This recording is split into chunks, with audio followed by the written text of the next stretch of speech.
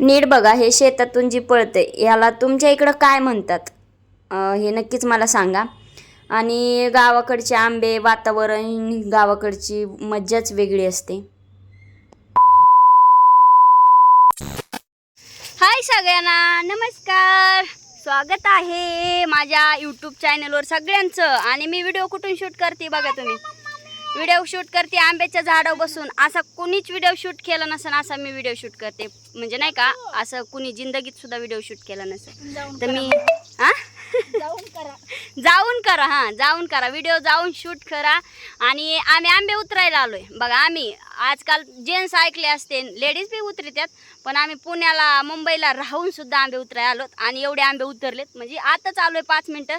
तर म्हणलं आंबे उतरायच्या आधी थोडंसं आपण ब्लॉग घ्यावा म्हणून. तर बघा आम्ही एवढे आंबे खाली उतरलेत, म्हणजे असं फेकून नाही दिले, हाताने तोडून खाली व्यवस्थित ठेवलेत.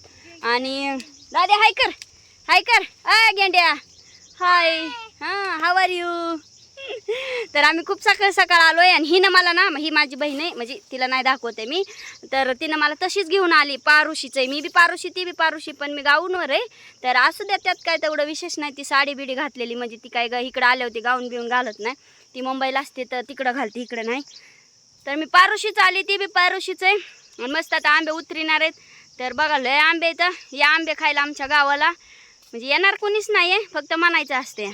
आला तर पुरणार नाही येते, हे हा पण प्रश्न आहे, हाय ना ग. पुरायचे नाहीत ना आल्यावर.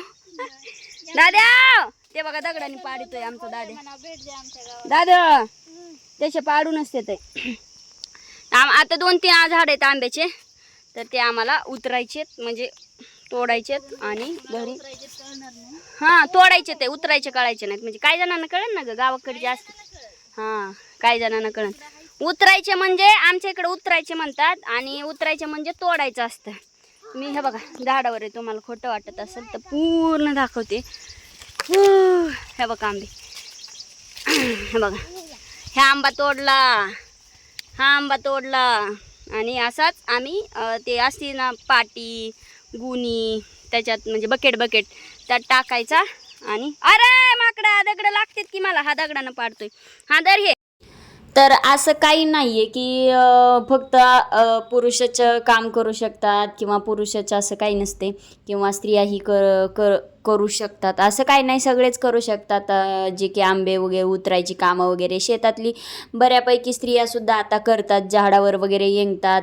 आणि मी ना तुम्हाला एक सांगते, मी आता फर्स्ट टाईम चढली नाही आहे, किंवा फर्स्ट टाईम आंब्यावर म्हणजे आंबे तोडले नाही आहेत. मी हे लग्नाच्या अगोदरसुद्धा आंबे म्हणजे जे उतरायला जायचे किंवा आणायचे नाही का, म्हणजे खायला भेटायचे. तर हे होतं माझ्या चुलत्याच्या रानात गेली होती मी आंबे काढायला. आणि आम्ही खूप सकाळ गेलो होतो. आणि कसं गावाकडचं असं आंबे खाणं, किंवा असं झाडाचे आयते पहाड भेटणं हे क्वचित ठिकाणीच असतंय. म्हणजे आपण जर गावाकडे गेलो तरच खायला भेटतं, नाही तर आपल्याला इथं भेटत नाही आहे. मग इथं कितीही महागाईचे आंबे आणले तरी त्या झाडावरच्या आंब्याला जशी चव असते पहाडाला, तशी आपण विकत घेतलेल्या आंब्याला राहत नाही. तर तुम्ही बघतच असताल की किती घड होते आंब्याचे. आणि असं आम्ही खाली टाकत नव्हतो, म्हणजे खाली टाकल्याने काय होतं, जे की आंबे आहे ते खराब होतात. आणि हा आंबा जे आहे तो लोणचं घालायचा सुद्धा होता. त्याच्यामुळं जेवढे आम्ही जमतील एवढे हाताने तोडून व्यवस्थित खालीच ठेवलेले होते. कारण की बकेट आणि जी उतरायची खुडी वगैरे होती ती घरी होती. तर नंतर आंबे वगैरे उतरून नंतर आम्ही फ्रेश वगैरे झालो घरी गेल्याच्या नंतर. आणि आम्ही निघालो होतो फिरण्यासाठी. तर आम्ही फिरायला कुठं निघालो होतो, तर ह्यांना तर मी ब्लॉगमध्ये घेऊ शकत नव्हते. तर माझा भाऊ, माझी बहीण आणि मी, भाऊ म्हणजे तिचा नवरा, माझ्या आत्याचा मुलगा, म्हणजे असे आम्ही तिघंच होतो म्हणजे. तर इथं राहणार तुम्हाला दिसतच असेल की पूर्ण डोंगर भागाचा एरिया आहे. तर हे बघा, हे आमच्या इकडेला हरिण म्हणतात, आणि जे काळं असतं त्याला काळवीट म्हणतात. तर तुमच्या इकडं काय म्हणतात हे मला सांगा. तर तुम्हाला एक बारकाईने बघितलं तर तुम्हाला दिसेल.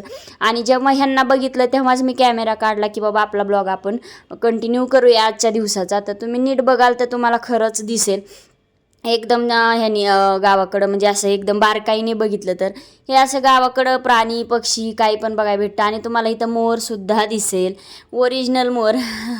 म्हणजे नाही का. तर आम्ही तर पाहिले, तुम्हीसुद्धा माझ्या व्हिडिओमधनं पहा.